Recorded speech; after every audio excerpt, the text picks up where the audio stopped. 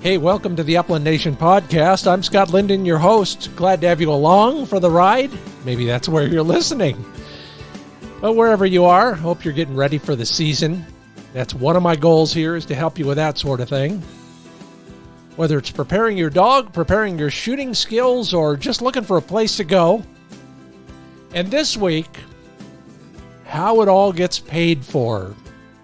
Yeah, going to get that one off my chest. Finally, and I'll tell you more about that in just a moment or two. But we're going to demystify and debunk some of the misinformation that's out there on how wildlife is managed and how that management is funded. I'll also have some news you can use from industry insiders. So if you're looking to stay current on anything in the bird hunting and bird dog world, I'm going to have that for you coming up in just a moment. And another public access tip prompted by a thank you from a listener a while back. So glad you could join me and hope all is well. I don't know about you, but counting the days already, and what that means around here is getting the little ranch cleaned up and buttoned down so that when I am on the road, nothing breaks, falls off, or otherwise tips over. All the honeydews are moving to the top of the list, including winning the war with red ants and the rehab of the front lawn. Maybe you're doing many of the same things, a little bit of RV repair. Don't ask. I'd rather not relive that one. But I'm also doing a little bit of shooting and was taken down a peg last week at the Sporting Clays range. Reminded, though, maybe you have been as well, that Sporting Clays, for most of us, is really all about having a good time and the fellowship that comes with sharing, a long walk in a pretty place with a good friend or two. Thanks, Rob, for going along.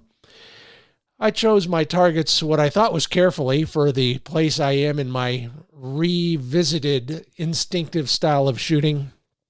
Some of those targets were still pretty darn hard. And yes, relative to their distance, they got harder and harder and harder.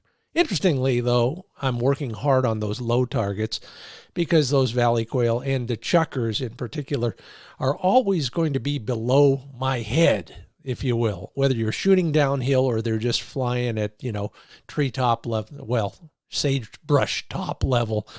So those are the ones that vex me right about now, but making progress, and always fun, like I said, to share some time in the field, even if it's a Sporting Clays field, with good friends.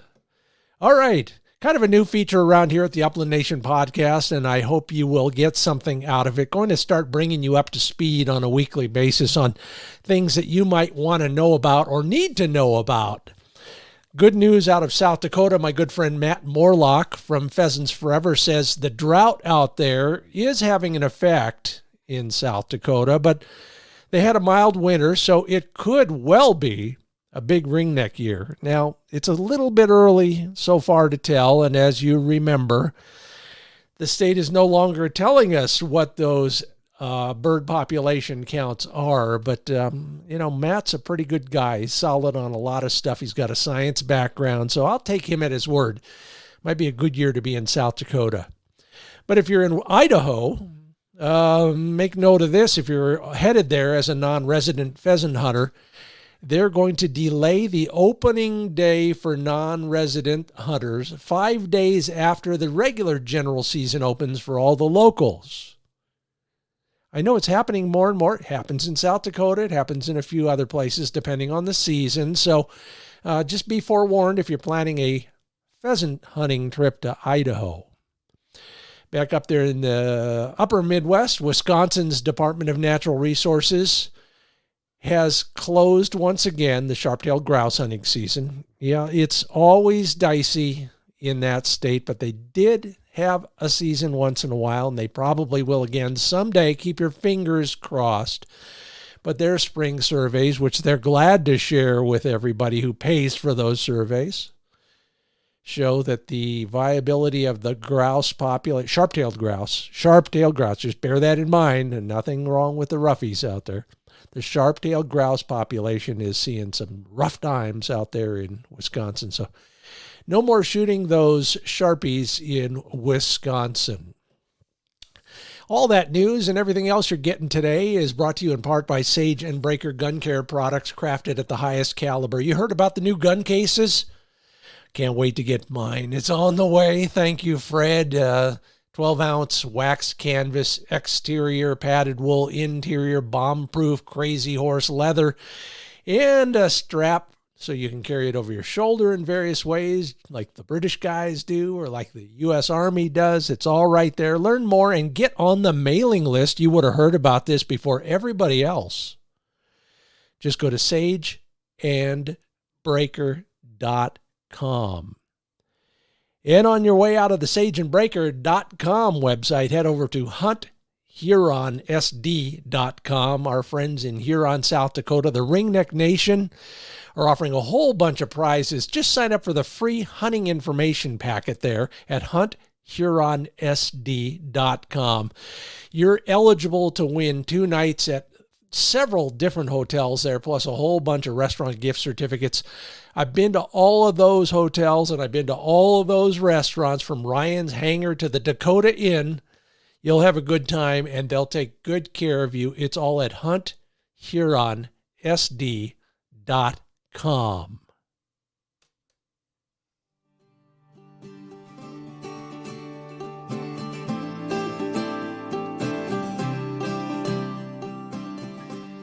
Yeah, thanks for letting me pull on your coat a bit, but this, every time I give a talk,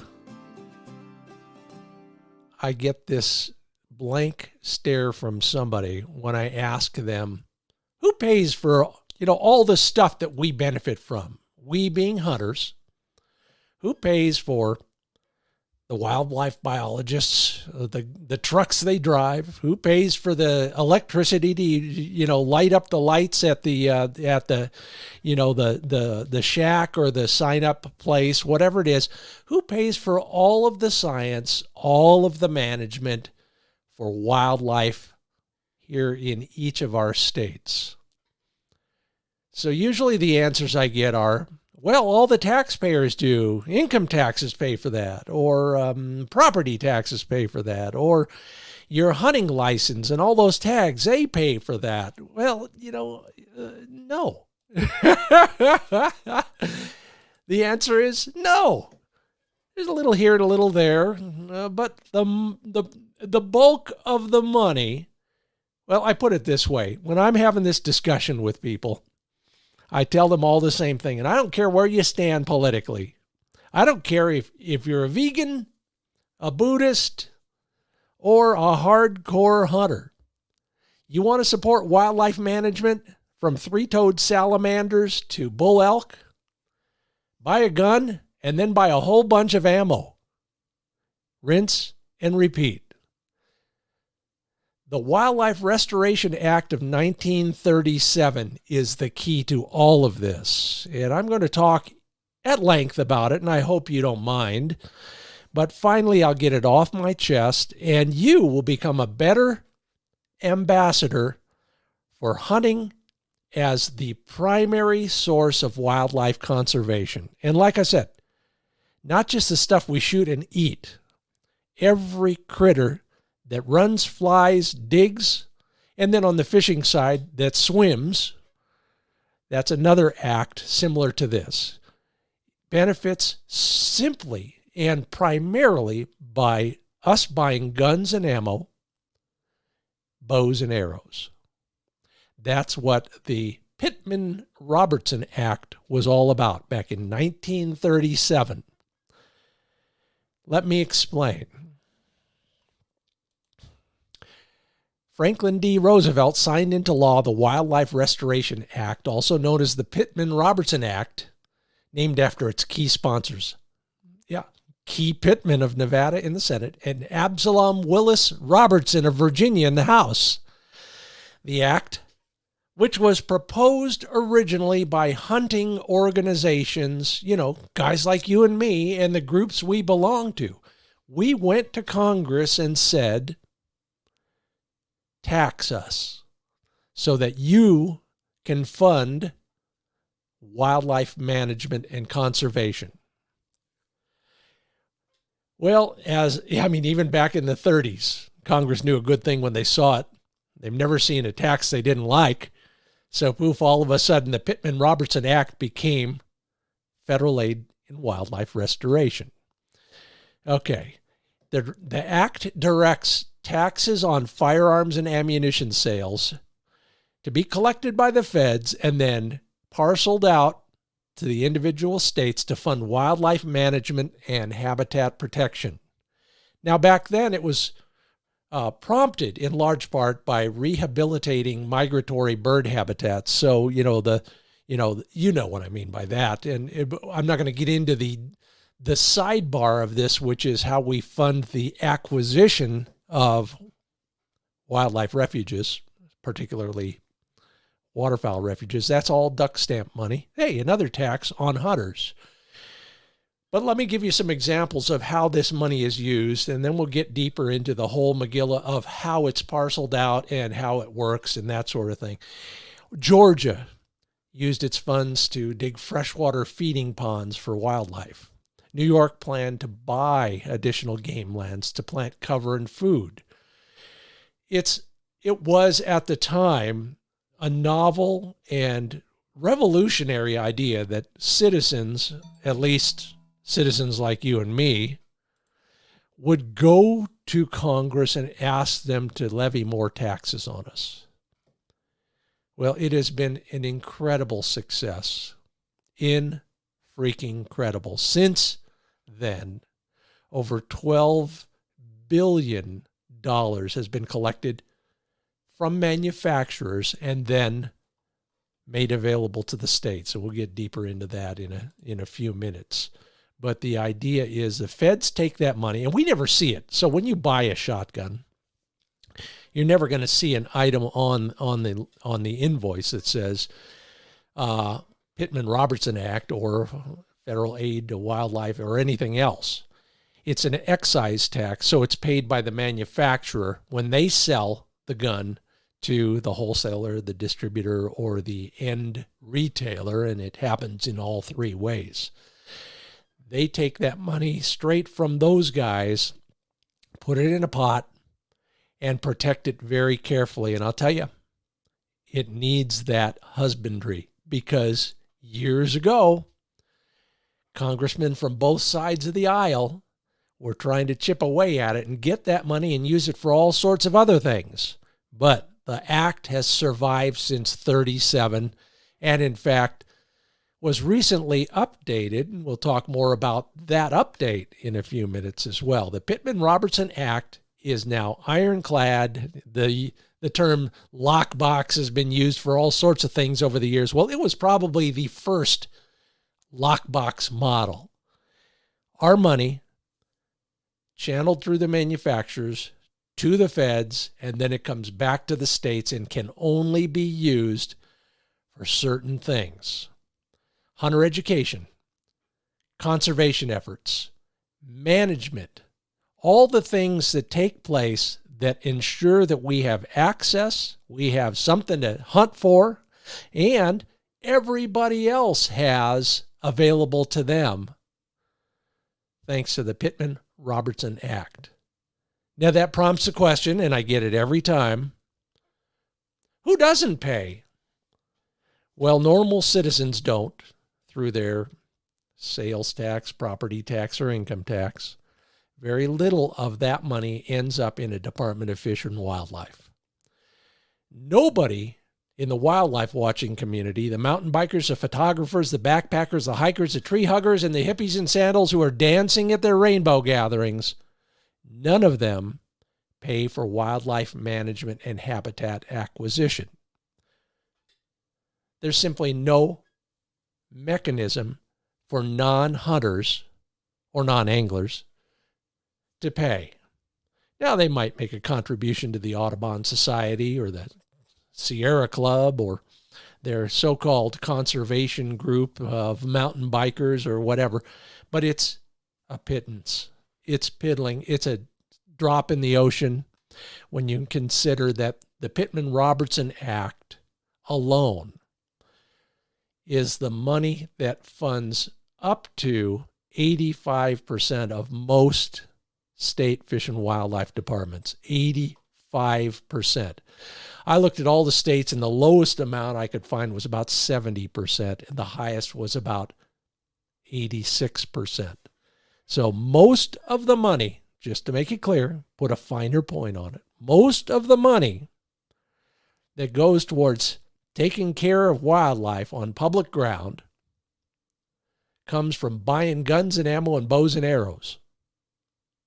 Yeah, all sorts of guns and ammo. In fact, I'll get into that next. How does that work? Well, the PittmanRobertson Act set by law a tax rate of 11% of the wholesale price for long guns and ammunition and 10% for handguns and ammunition as the excise tax paid by manufacturers, producers, importers of firearms, and all those other things we talked about. Eventually, they added bows and arrows, which theoretically are, long guns and ammo, if you will. So every time a gun is sold for the first time, every time a box of ammo is sold for the first time from the manufacturer importer, it is levied at 11 or 10%, depending on what kind of product it is. Whether it's a hunting gun, sport shooting, or personal defense, doesn't matter. They're all taxed. The U.S. Department of Treasury takes those funds and hands them to the U.S. Fish and Wildlife Service. They're the ones who get to divvy up the pieces of the pie. And I'll get a little deeper into that in just a moment. But first, hang loose. Got to pay a few bills. Please continue to pay attention to the Upland Nation podcast, because these sponsors make it possible. Happy Jack makes all sorts of canine remedies and preventatives, from insecticide-based pesticides to the natural stuff, including their flea beacon. It's non-toxic, replaceable inserts, work immediately, works on the notion that fleas are attracted to light. They jump toward the light, they fall down onto the little sticky pad, and they're caught for good. Learn more about the flea beacon at happyjackinc.com. I use their products. I believe in their products. Family owned and operated. Third generation Manning Exum is now in charge over there. Thank you for your support, Manning and Joe. And thank you all for taking a look at them at happyjackinc.com. Take a look at that flea beacon. Learn more about it. And then RuffLand Performance Kennels, my kennel of choice. Flick loves riding in his. They're built like a performance cooler. They employ some of the technologies and the theories and applications of race car safety technology as well. You can get it with an available second side or back door. You can get it in multiple colors, and they have a whole line of accessories that I also love, from storage bins that go on top of Flick's kennel to a water storage tank that will go up there as well and offer some storage too. Learn more about all of them and what they're doing to keep your dog safe at RuffLandKennels.com.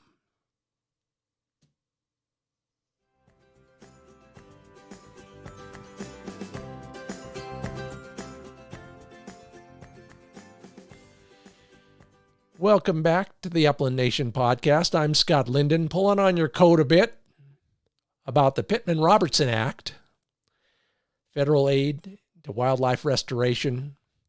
It is the one and only primary principle, number one with a bullet funding mechanism for wildlife conservation and management in the United States of America. Yep, like I said earlier, there's really nobody else helping out in that regard. And I don't mean that the way you might think I mean that, because I'm a cynical SOB. But what I mean is, everybody else's contributions are dwarfed by the billions of dollars that are raised and allocated to wildlife conservation and management by the PittmanRobertson Act. Yes, hunting license fees, tags, permits, all of that stuff, that helps a lot.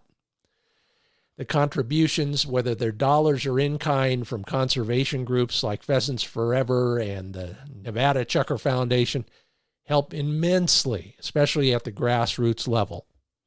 But most of the money comes from your buying guns and ammo and bows and arrows.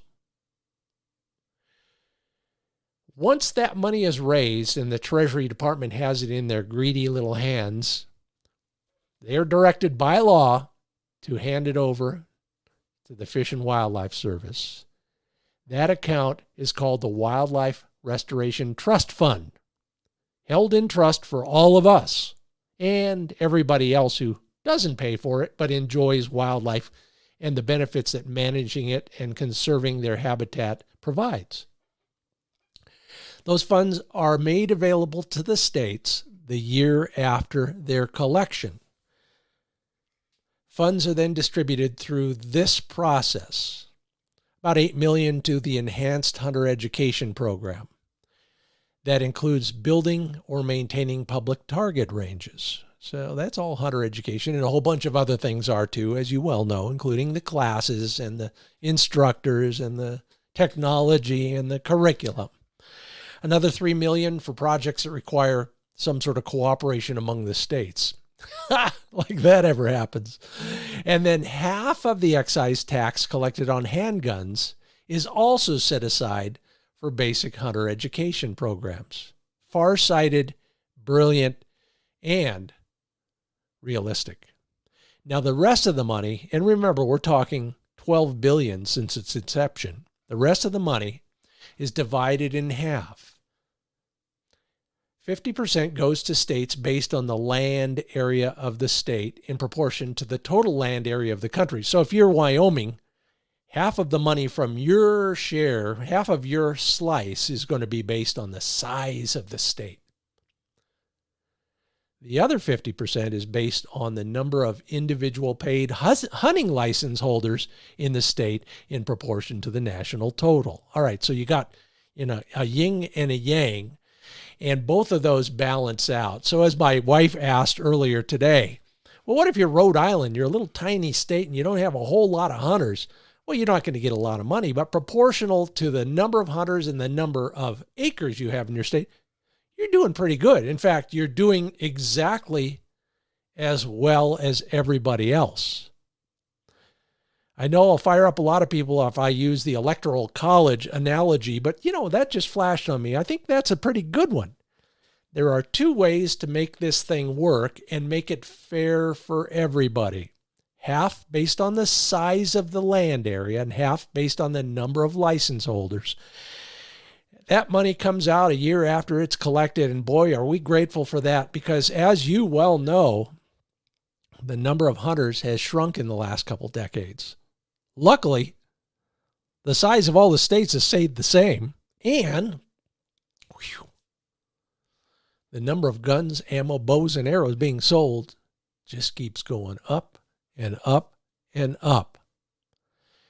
That Pittman and that Robertson, they were pretty far-sighted guys, I think. They saw this coming whether they knew it or not, and they made provision for all of the problems that we might see when it comes to funding wildlife conservation in America. Okay, I've talked a little bit about how that money is used, and of course the joy of it is each Fish and Wildlife Department chooses among their high priority projects what to do. And remember this, ultimately those departments, through their commissioners who are appointed by our elected officials, usually our governor, so they're somewhat accountable to you and me, but only if we show up at their meetings, write them emails, and make our speeches in front of their groups. Some states use their funds to restore, manage, and enhance wild bird and mammal habitat. Could be public access to current existing resources, hunter education I've talked about, development and management of shooting ranges, and these days I'll talk a little bit more about the update. Recruit more hunters and educate them more. If you're one of our loyal listeners or you follow Wing Shooting USA, you know I survey you every year, and those are some of the top priorities. Access, and recruiting more hunters. Yeah, we're on the right track because all of those things are helpful not only to conservation, but to the long-term future of the sport. It's all right there. Okay, new and improved, yes. In the last year and a half, the PittmanRobertson Act was modernized. All the Fish and Wildlife agencies got together and they talked to people like our friends at the conservation groups, Pheasants Forever and this, Ducks Unlimited and all those other groups, and realized that, hey man, we got to do a little bit more here to recruit and retain more hunters. We don't want to lose them. We want to bring them back, or we want to find new ones. So let's expand the scope of the PittmanRobertson Act just a little bit to include recruitment and education of new hunters, especially as the population urbanizes and diversifies from a socioeconomic basis. All right, so that money can now be used for some of the things you're starting to see right now, whether it's the so-called R3 activities that are recruiting new hunters, whether they're urban or young or women or minorities or whatever else. Those are all being funded to a degree from PittmanRobertson Act money. That's the biggest thing that has changed in the last 75 years. Personally, I think that's a great thing because as you're learning, or maybe you already know this, without more people coming into the sport, not enough guns, ammo, bows, and arrows are being sold to support wildlife conservation at the level to which it needs to be supported. Put it in perspective, in the last 25 years, the number of hunters as a proportion of the population in the U.S. has shrunk from 10% to 5%. So we've lost half the participants. Now, I don't care how many guns and how much ammo you buy, we can't make it up all by ourselves. So, as I said, make a new hunter and tell them to keep buying stuff. One of the reasons it works so well, the original act prohibited the diversion of license fees paid by hunters for any other purpose other than the administration of state game and fish departments. Now, Congress tried and failed many times to take that money. I think they learned their lesson. Once, twice, 3 times burned, very shy. It won't happen again, I can almost guarantee it. Now, why does this all matter to us? The North American model of wildlife conservation is unique. And this is what we're helping to support with our PR money. In Europe and much of the rest of the world, wildlife is owned by the landowner. So if you own 1,000 acres in England, anything that walks, swims, flies, or crawls on that land is technically yours. It's a throwback to ancient times and royalty and privilege and all the things that happened when there were serfs and kings and barons. And if you got caught killing a deer on the king's land, well, you were a dead man too. Although you didn't end up at the feast that night like the deer did. Now, in America, all the citizens own all the wildlife and fish. That is a radical concept in North America, and that's U.S. and Canada, to a degree everywhere else in North America, if you will, Mexico, but mainly here. What that means is we fund all of the wildlife conservation through the PittmanRobertson Act and related activities, whether it's our license purchases, duck stamp purchases, things like that. User pays is the simple description. Unfortunately, user has been bastardized, at least in my opinion, to mean only those who consume some of those resources, hunters and fishermen.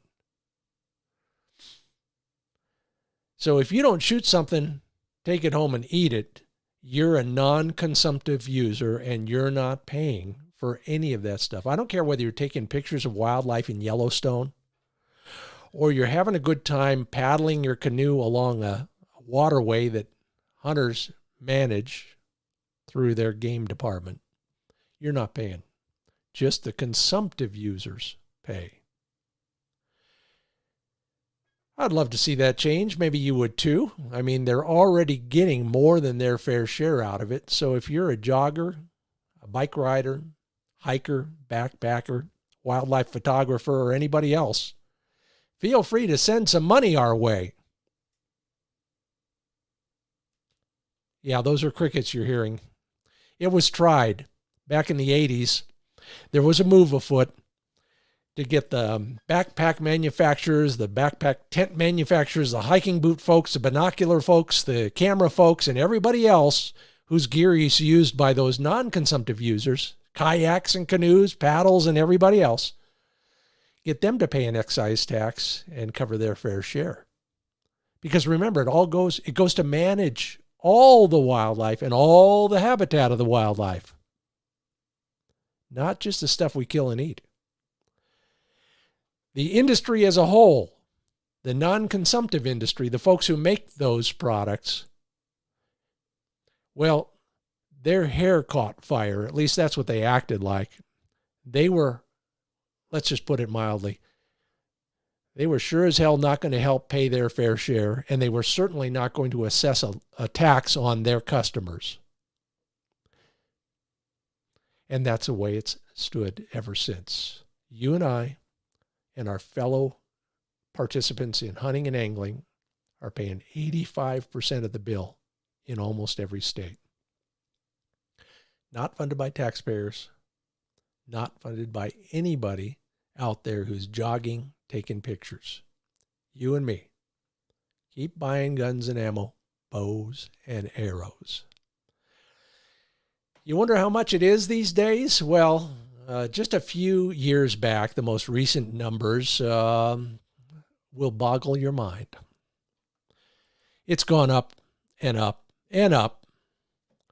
It's the only good news to come out of a Hillary Clinton candidacy or an Obama presidency. People buy more guns, they buy more ammo, they buy more crossbows, they buy more bolts for those crossbows, they buy more longbows and strings and peep sights and all that stuff. And all of that together, a couple years ago, was handed out to state agencies. You know how much it was just 2 years ago? $1.1 billion. That's 1 year's PittmanRobertson excise tax revenue going to the states to manage fish, wildlife, not even that. Going to the states to manage wildlife and wildlife habitat. The fish one, by the way, is called the Dingell-Johnson Act. Does the same thing with watery critters. 70 to 75% of the average state Fish and Wildlife Agency budget. $1.1 billion 2 years ago in March. Yeah, that's with a B. What has it done? Well, most recently, expanded ranges for American black bears, elk, and cougars.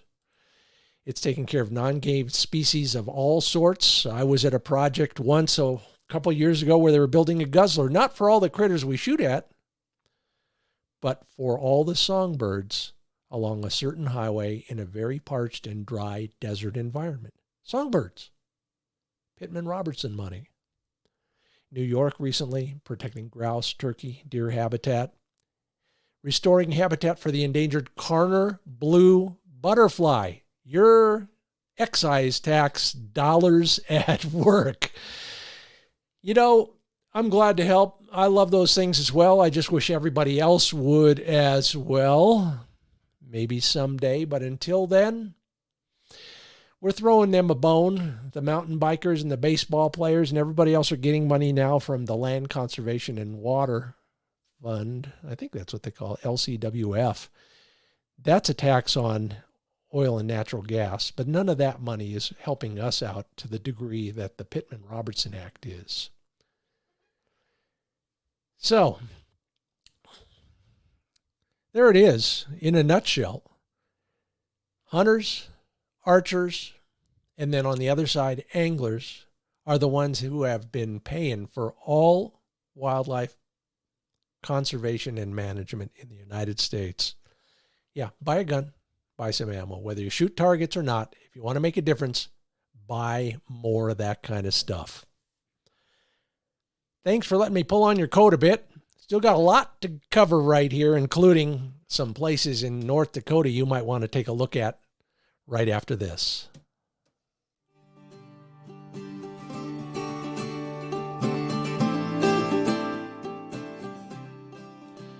I'm Scott Linden, your host on the Upland Nation podcast. Thanks so much for sticking with me. Hey, you got somebody who needs a little education. This is a perfect chance to recommend the Upland Nation podcast to one of your friends, neighbors. It's real easy. If they get podcasts, they can find it. Just search Upland Nation.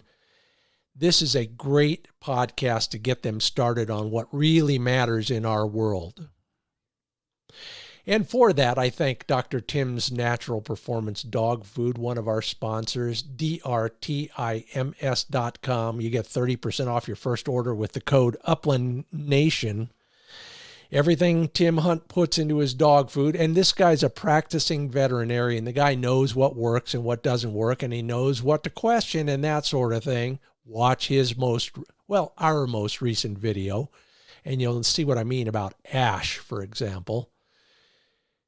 He knows where his ingredients come from. He tells you where they come from. You can decide for yourself what you want to put in your dog and why. It's all at drtims.com. Dr. Tim's Natural Performance Dog Food.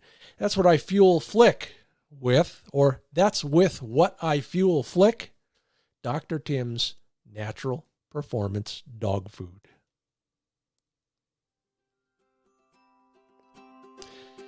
Got a nice note from a listener a few days ago thanking me for helping him offline plan a trip to one of my favorite pheasant states, a little unsung but not so much, and that's North Dakota.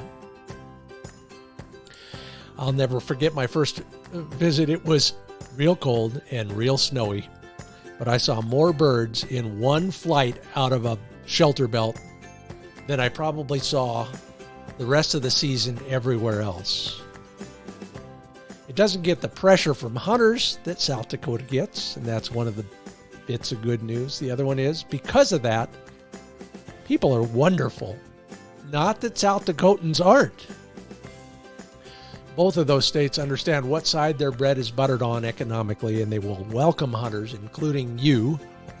Here's some of the best places I have visited in North Dakota. South of Interstate 94, almost anywhere in the western part of the state.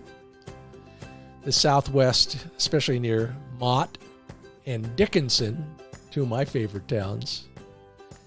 Some people like the southeast along the Missouri River, and that makes sense as well because, there's a lot of birds that don't recognize state borders, and they sure can fly over that river from that other state over there and then that other state over there. So all good places to go, or at least consider going this pheasant season. North Dakota, I'm glad to share that with you. Good luck. And hey, if you need more help than that, you know how to reach me. Talk to me on Facebook if you like. This Land is Your Land. That public access feature I just talked about is brought to you by FindBirdHuntingSpots.com. Hey, thank you for making it the #1 bird hunting public access website in the universe. FindBirdHuntingSpots.com. Try to give you new material every week to help you find places to hunt, what to do when you get there, and how to train and care for your dog. It's all at findbirdhuntingspots.com.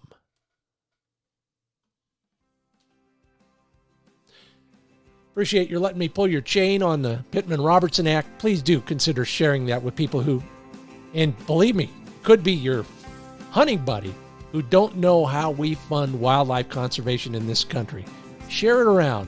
I would appreciate that.